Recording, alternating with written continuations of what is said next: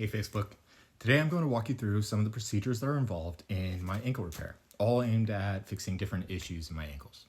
But first, I just have to say, I'm autistic, chronically ill, PTSD, and who knows what. I face the same struggles as anyone with my conditions would, and yet still have the ability, capacity, and willingness to share my journey. On the day of my surgery, I woke up to some rude comments on my TikTok channel. This happens from time to time. So in between the pre-op tasks, I responded. And I'll admit, I did so while in an already anxious mood. I mean, surgery is a big deal.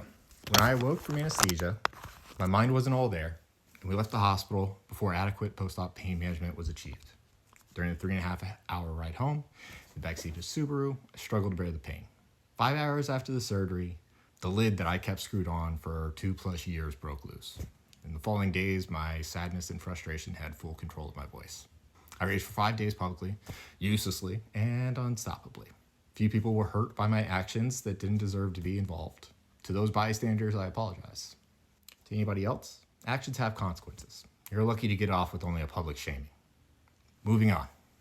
First up, the ankle is a complex joint. I found this cool explainer from the Mayo Clinic to help me out while I unwrap. Really consists of the tibia, the fibula, as well as the talus. And the talus connects to the rest of the foot. They are also connected by these ropes, which are also known as ligaments, that connect the bones together. That gives us stability as well as motion that's necessary for walking. Okay, now that you've got that primer, I had these procedures done. Ta-da! The first thing that Dr. Oso did was scope the joint with the arthroscope. Then he performed a debridement, which is basically a cleanup operation. It's like clearing out all the clutter and debris that doesn't belong, like damaged tissue. It's going to keep it from turning into scar tissue, which is like clearing out all the clutter and debris that doesn't belong in the damaged tissue before it turns to like scar tissue and improves function and it reduces pain. Next was a peroneal debridement, more of like a focused cleanup, specifically on the peroneal tendon, on the outside of the ankle, removing damaged parts. Helps tendons heal better, kind of like pruning damaged branches off of a plant. Dr. Osetto actually explained it a little bit differently. He said it was like cutting back parts of muscle that forms the Achilles tendon, where it passes into like a narrow passage in the ankle, and the muscle seemed to have continued growing past the normal point, was causing a lot of pain and inflammation. Then there was the Brostrom procedure, which is a bit like mending torn cloth. If the ligaments on the outside of the ankle are stretched or torn, this procedure tightens and reinforces them, stitching them back together or reattaching them to the bone to stabilize the ankle.